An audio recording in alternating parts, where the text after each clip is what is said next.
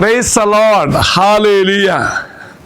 ഈ പ്രഭാതത്തിൽ നല്ലൊരു ദിവസം അച്ഛൻ ആശംസിക്കുക.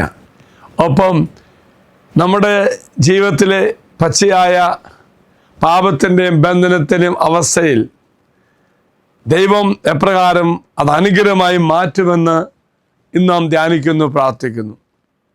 അതിന് നാം എന്ത് ചെയ്യണമെന്ന് സങ്കീർത്തനം 51:17 ഉരുകിയ മനസ്സാണ് ദൈവത്തിന് സ്വീകാര്യമായ ബലി. ഓർക്കുക പ്രിയമുള്ളവരെ, ഉരുകിയ മനസ്സോടെ നുറുങ്ങിയ ഹൃദയത്തോടുകൂടി ദൈവസന്നിധിയിൽ നാം നമ്മുടെ നിയോഗങ്ങളും ആവശ്യങ്ങളും നമ്മുടെ പാപകരമായ അവസ്ഥ അതെല്ലാം സമർപ്പിക്കുമ്പോൾ ആ ദൈവത്തിന് ഏറ്റവും സ്വീകാര്യമായ ബലിയായി പ്രാർത്ഥനയായി മാറും. ദൈവം നമ്മുടെ ഹൃദയത്തിൻ്റെ ഉള്ളു കാണും. അപ്പോൾ പ്രിയമുള്ളവരെ, ഈ ഒരു അവസ്ഥയിൽ നുറുങ്ങിയ ഹൃദയത്തോടുകൂടി നാം പ്രാർത്ഥിക്കുമ്പോൾ ദൈവം നമ്മുടെ ഉള്ളിലെ ആത്മാർത്ഥപരമായ അനുരഞ്ജനം, അതിനുള്ള ആഗ്രഹവും ദൈവം കാണും. ഒപ്പം ദൈവത്തിൽ ഒരു സമ്പൂർണമായ സമർപ്പണം നടത്തുവാനുള്ള നമ്മുടെ വലിയ ആഗ്രഹത്തെയും കാണും. അപ്പം എന്തു ചെയ്യും? ദൈവം നമ്മളെ അനുഗ്രഹിക്കും. പ്രത്യേകിച്ച് ഹൃദയം നൊന്ത് ഭാരപ്പെട്ടാണ് നമ്മൾ പ്രാർത്ഥിക്കുന്നതെന്ന് കർത്താവിന് അറിയാൻ സാധിക്കും. ഈ ഒരു പ്രാർത്ഥനയാണ് ദാവീദ് രാജാവ് ചെയ്തത്. പാപം ചെയ്തപ്പോൾ പരിശുദ്ധാത്മാവിനെ തനിക്ക് നഷ്ടമായി എന്ന് ദാവീദ് തിരിച്ചറിഞ്ഞു. ആ സമയത്ത് നുറുങ്ങിയ ഹൃദയത്തോടെ ഭാരപ്പെട്ട മനസ്സോടുകൂടി തമ്പുരാനോട് ദാവീദ് രാജാവ് പ്രാർത്ഥിച്ചു, പരിശുദ്ധാത്മാവിനെ എന്നിൽ നിന്നും എടുത്തു മാറ്റരുത്.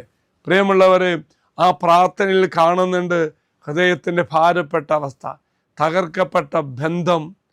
ഇത് വച്ചൊക്കെ ദാവീദ് പ്രാർത്ഥിച്ചു. അപ്പോൾ എന്ത് ചെയ്തു? തകർക്കപ്പെട്ട ബന്ധം പുനഃസ്ഥാപിച്ചു. ഇതുപോലെയാണ് പ്രിയമുള്ളവരെ നമ്മുടെ ജീവിതത്തിലും നമ്മുടെ പ്രവൃത്തിയൊക്കെ അല്ലെങ്കിൽ പാപമൊക്കെ നിമിത്തമായിട്ട് ബന്ധം തകർക്കപ്പെടുന്ന അവസ്ഥയാണെങ്കിൽ ആ ബന്ധം ദൈവം നമുക്ക് പുനഃസ്ഥാപിക്കും. അങ്ങനെ പുനഃസ്ഥാപിക്കപ്പെട്ട് കഴിയുമ്പോൾ സമാധാനത്തിൻ്റെ ശക്തി നമുക്കുണ്ടാകും.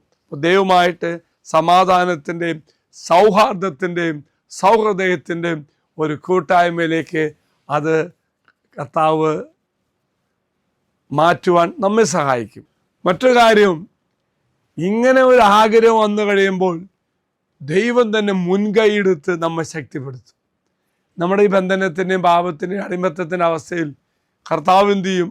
അവൻ തന്നെ മുൻകൈ എടുക്കും. അതിന് ഏറ്റവും വലിയ ഉദാഹരണം എന്താ? കുരിശിലെ മരണമാണ് കാണുന്നത്. എൻ്റെ പാപങ്ങൾക്ക് വേണ്ടി, എൻ്റെ ബന്ധനങ്ങൾക്ക് വേണ്ടി, അടിമത്തത്തിന് വേണ്ടി അവൻ കുരിശിൽ മരിച്ചു. അതേ പ്രിയമുള്ളവരെ, ആ കുരിശിലൂടെ പുതിയ കൃപ നമുക്ക് തരുന്നു.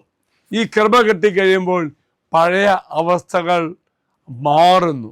എങ്കിൽ പ്രിയമുള്ളവരെ, ഏത് പാപത്തിൻ്റെ അവസ്ഥയാണെങ്കിലും ഓരോ പാപത്തിൻ്റെ അവസ്ഥയിലും ദാവീദ് രാജാവിന് ഉണ്ടായിരുന്ന അതേ മനോഭാവം, കർത്താവേ നിനക്കെതിരെ പാപം ചെയ്തു, എൻ്റെ ഹൃദയത്തും ആത്മാവിനെ തിരിച്ചെടുക്കരുതേ എന്ന ആ ഒരു മനസ്സും മനോഭാവം നമുക്കുണ്ടാകുമ്പോൾ ആ ദൈവസന്നിധിയിലേക്ക് അവസ്ഥ സമർപ്പിച്ച് പ്രാർത്ഥിച്ചു കഴിയുമ്പോൾ ദൈവം തന്നെ എന്നെ അനുഗ്രഹിക്കാൻ മുൻകൈയെടുക്കും.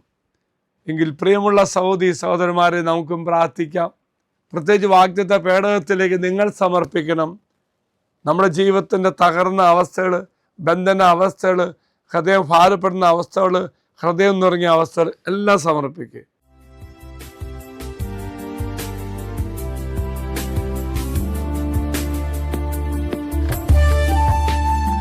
ഇത് നിങ്ങൾ സമർപ്പിച്ച നിങ്ങളുടെ എല്ലാ നിയോഗങ്ങളും അൾത്താരയിലേക്ക് അച്ഛൻ സമർപ്പിക്കുന്നു. അതുപോലെ വിശുദ്ധീകരണത്തിലേക്കും വിടുതലിലേക്കും കർത്താവ് നിങ്ങളെ അനുഗ്രഹിക്കും. അച്ഛൻ നിങ്ങൾക്ക് വേണ്ടി പ്രാർത്ഥിക്കാം. കർത്താവായ ദൈവമേ, ഉരുകിയ മനസ്സാണല്ലോ നീ ഏറ്റവും അധികം ആഗ്രഹിക്കുന്നത്. ഹൃദയത്തിൻ്റെ ഭാരത്തിൻ്റെ അവസ്ഥ തിരിച്ചറിഞ്ഞുകൊണ്ട് നിൻ്റെ പക്കലേക്ക് സമർപ്പിച്ചുകൊണ്ട് തകർക്കപ്പെട്ട എല്ലാ ബന്ധനങ്ങളും പുനഃസ്ഥാപിക്കാനും ആത്മാവ് നിറയുവാനും ഞങ്ങളെ അനുഗ്രഹിക്കണമേ. നമ്മുടെ കർത്താവായ ശമിശിഹാ കൃപയും പിതാവായ ദൈവത്തിൻ്റെ സ്നേഹവും പരിശുദ്ധാത്മാവിൻ്റെ സഹവാസവും നാം എല്ലാവരോടും കൂടെ ഉണ്ടായിരിക്കട്ടെ, ഇപ്പോഴും എപ്പോഴും എന്നേക്കും. ആമേൻ. ഒരു നല്ല ദിവസം ആശംസിക്കുന്നു. കർത്താവ് എല്ലാവരെയും അനുഗ്രഹിക്കട്ടെ. ഈ ചാനൽ സബ്സ്ക്രൈബ് ചെയ്തും മറ്റുള്ളവർക്ക് ഷെയർ ചെയ്തും നമ്മുടെ കർത്താവിൻ്റെ സുവിശേഷ വേലയിൽ നമുക്കും പങ്കാളികളാകാം.